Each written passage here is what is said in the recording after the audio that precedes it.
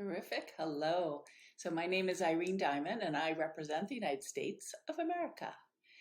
I'm based out of Northern California, San Francisco area, and I've got three parts to my business, and they all are interrelated, and they all have a ripple effect globally.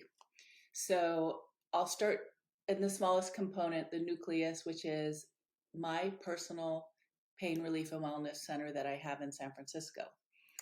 Backstory is I started this business because I myself was in chronic pain. And when I was 15 years old, I had a spinal cord injury and actually broke my neck, which is the thing that every parent says, don't do. Be careful. You'll break your neck. Well, I actually did. I had an acrobatic fall, tragically ended in complete paralysis. And I was 15 years old. So that started me on this journey. I was in chronic pain, and the only thing at that time, this was many years ago, the only thing at that time was you're young, you'll be fine, deal with it, basically. Well, I wasn't fine, and I had to figure out how to rehab myself. And I found that manual therapy with neuromuscular control and activation was what started to give me some pain relief. And I slowly, gradually increased my mobility. And yes, I'm moving now. So luckily, my spinal cord was not cut, it was impinged, it was compressed. And now I'm able to move. But that started me on the journey. My degree is in rehab therapy and movement. I'm a movement specialist. And so I started this clinic because there are so many people who are suffering with physical and mental stress and pain. And this is non-surgical, non-pharmacological. It's a combination of movement, strength, stretching, repatterning, ergonomics, biomechanics, all of that with external manual pressure. So it's very it incorporates modalities that are using physical therapy, massage therapy, um, personal fitness training, everything that keeps somebody strong and mobile and functional. And that's what we use in the clinic. And based on my own healing, I developed a method called the Diamond Method, so Diamond Wellness Center, and the signature approach we use is called active modulation therapy, the Diamond Method. So we are seeing people locally, but I also do video visits with patients and clients across the globe. So we're able to impact people all the way from children up to adults who have chronic pain. I specialize personally in migraine and neck and back pain. And the results that I see are so extraordinary that over the years, people have come to me and said, Irene, I want to learn what you're doing. Well, so I started teaching the Diamond Method. So that's vertical number 2, which is the Diamond Method. And I teach that to other pain relief centers and healthcare providers across the country, predominantly in the US. And they are seeing extraordinary results with their clients and patients as well. So the impact now is rippling out where they're in their own cities, in their own areas, able to impact their own local community. And from a business standpoint, I've been in business. We've had our brick and mortar for 25 years now. I'm proud of that because it's not an easy thing. And so then business owners, practice owners have come to me and said, Irene, how are you doing that? So the third vertical is teaching people how to design their dream practice. And it's so everything's interconnected. The impact that we can make on a very small personal level with one-on-one clients is amazing. And then of course, being able to impact those people where they're living more productive, functional, happy, healthy lives. So therefore their families are benefiting from that. Their communities are benefiting from that. Their jobs are benefiting. When people are healthier and happier, just life is better. So that's it in a nutshell.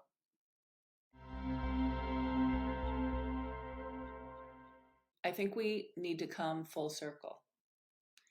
The medicine men and women of the old days touched, were present, were in community, supported each other. What's happening now? We're so distant, we're so separated. Teachers, at least in the US, are not allowed to touch their kids. When we can physically, emotionally, spiritually connect with another person, healing is almost guaranteed. Obviously, not in every case, but there's a much higher likelihood that the clinical outcome, the results, will be profoundly improved when their healthcare provider and the patient have support, and when the patient's family have support. So we need to come around to how it used to be. There's a really interesting story I read the other day about architecture and how when air conditioning came about, wow, seemed great in the hot areas. Let's put windows in and close up these hospitals and provide air conditioning, which was wonderful. It kept people cool, but what happened? Bacteria levels rose, and infections skyrocketed. And now architecture is turning around and figuring out, how can we pump natural air in? How can we get rid of the air conditioning and open the windows? And it's the same thing. Technology and all of improvements have been beneficial for a lot of different reasons. And now we need to come back, use our hands, use our minds, connect socially, emotionally, and physically. And there's a phrase, biopsychosocial, and too often in healthcare, we see them separated out. It needs to be all in one. And again, the simple act of touch, the simple act of touch is profound and needs to come back.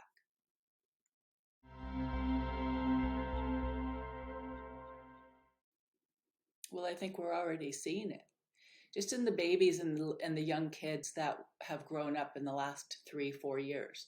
When COVID hit, when the pandemic hit, even the masks over their caregivers' faces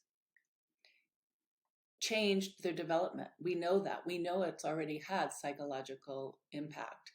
And the fact that they were isolated, they never got out for the first couple of years. Many, hundreds of thousands of children in every single country didn't go to the park, didn't go to a grocery store with their parent, didn't experience life as we knew it growing up. And we're already seeing that there's a separation, there's a disassociation. I'm not a psychologist, but it's apparent. And the skills that people need as adults that are developed through childhood need to be there. We're throwing in artificial intelligence now, and there's just so many ways that people are disassociating, and we need to connect. We need to start literally going back to the basics. And when we're referring to pain specifically, emotional and physical pain or stress, and sometimes the stress is worse than the physical pain, which, just to be clear, so there's not one that wins as far as importance. They're both mentally and physically, physical health are important. So if we can start addressing people's concerns and challenges naturally, we need to do that. Now, I had surgery. I needed surgery. Surgery is needed for certain people for certain conditions. Pharmaceuticals are needed for certain people for certain conditions. But I've seen in more of the Western countries too often, let's do surgery, let's give them some drugs. That's the first go-to. And I think, need to turn it around and look at less invasive approaches first. I have, personally, I have people who've suffered for years and years and years with chronic physical pain or migraine, and they're on all these medications and they've tried everything, and we're able to stop those migraines or at least dramatically reduce the frequency or the intensity. Why? because we're looking at this person as a whole person and addressing what's really the underlying cause. When we can support and remove what may be the underlying cause, we can do a whole lot of good that is better for the person. It's better for the human.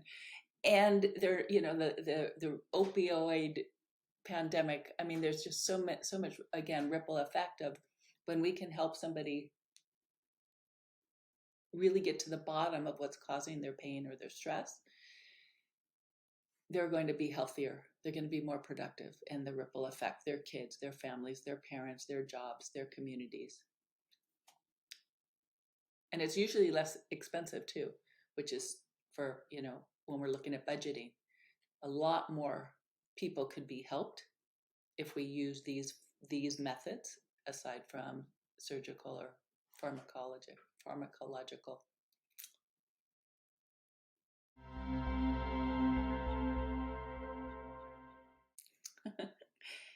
Well, my dad used to always say, you girls are great. You can do anything you put your mind to.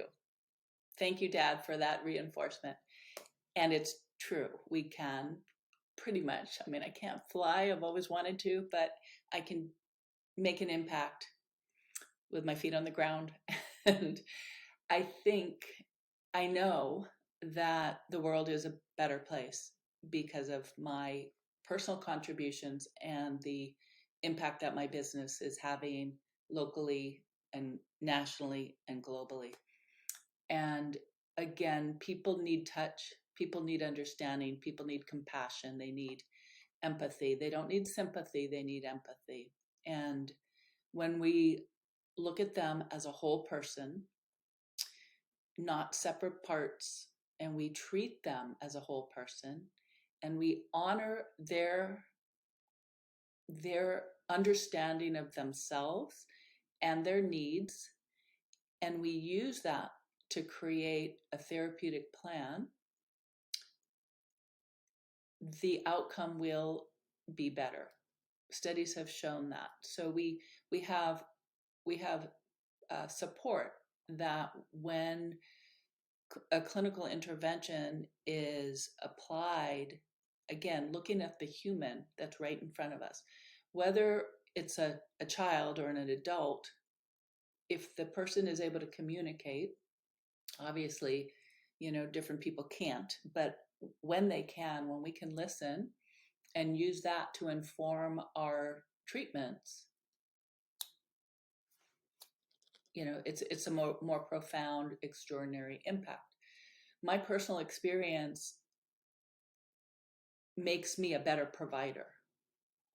I know what it feels like to have chronic migraines. I know what it feels like to have neck pain. I know what it feels like to have a knee surgery. I used to always joke around, but it's true. I'm as good as I am because I've had pretty much everything. People come to me. Now, I haven't had prostate surgery, so I can't do that one. But I've personally experienced it. Now, we know scientifically anecdotal proof is the lowest form of proof. Okay. And when somebody's in front of me in my treatment room and I say, I have those similar sensations, or I understand the numbness and the tingling, or yeah, I get it when you can't see out of your right eye because you've got a migraine coming on, that builds a really therapeutic alliance where they have trust. And again, science shows when a patient has trust with their healthcare provider, they do better. I use humor. I use the physical touch. I use conversation. It works. It works. Now, here's the thing. I have the luxury when I'm in practice to have time because I don't work in a big healthcare system where I have to see people. I schedule on my own time. I charge my fees that are not inexpensive. They're on the higher end, but one session with me or one of my providers who does the Diamond method usually has so much more impact than it might take somebody for 3 months of treatment. So again, bottom line, it ends up being usually much more affordable. So the world's a better place because when we can impact one person, they impact more people, more people, more people.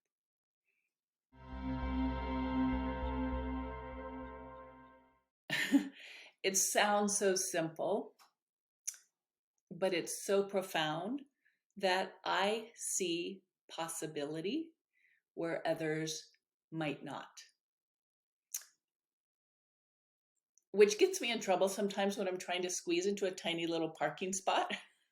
But in reality, when I help patients, it's because I see what they will be able to do.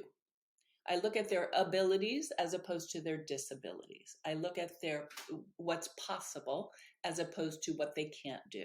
Now they come in, especially for people who've had conditions and concerns for years and years, and people have other healthcare providers might have said, well, you need to live with it, or this is as good as you're going to get. In the US, there's a phrase with workers' injuries in the system. It's called permanent and stationary. I used to get referrals from other healthcare providers, and the patient was PNS, permanent and stationary, meaning that's as good as they're going to get. Let's just maintain that. And I'd look at them, I'd be like, what the heck are you talking about? And we would get these people back to almost 100%, if not 100%. So I see possibilities because I know myself what was told to me and what I was capable of. And now, 30 years plus in practice, optimism is my biggest crutch. And when I have that with my patients, they feed off of it and they start to believe it. Even if they have doubts, they've told me so often, Irene, you've given me hope. Hope. That's what people need, because then they keep going versus throwing in the towel and saying, well, I guess this is as good as it's going to get. And so when I work with other providers and I teach them the Diamond method, that's what we look at. In typical pain treatments, they use a 0 to 10 pain scale. Well, that's so everybody's talking about the same sort of language. Okay, it's at an 8 out of 10. So we understand that. But I actually rephrased it and we call it a comfort scale. So the number may be the same, but the perspective is different. So optimism, hope, possibilities is where I come from, and that's what I encourage. I encourage the healthcare providers to see that, and I encourage the patients to see that. Now, very often healthcare providers have a patient walk in and they're like, oh, I know this. I've seen this 100 times. Okay, maybe, and maybe this person's a little different. Come in with an open mind, an open heart, see what you can do that might make a difference. And if it doesn't make a difference, at least you tried, versus just closing the book on that patient and saying that's as good as you're going to be. I've seen this 100 times. So I think that optimism and seeing the possibilities is the reason I get the results I get personally as a clinician, and the providers who adopt that as well. It's just phenomenal. And I don't want to make it sound so sensationalized, but it truly is. I have a person I'm working with right now. Since a child, he's had chronic migraines. He's on heavy medication. It's daily. And he came to me sort of as a last ditch effort, which most people do. And we're checking in later today to see how he's doing. I haven't seen him for a week. I've only worked with him 3 times, and he's already had dramatic improvements in the reduction of his migraines, intensity, and the duration. So, 3 visits, pretty dang good. I think when patients believe there is hope, that's the best therapeutic alliance we can create. Well, so I have this mother who reached out to me just yesterday. Her 13-year-old son lost his sister in their home, and she was looking for a place because he was asking for physical touch. He knew that that's what he needed.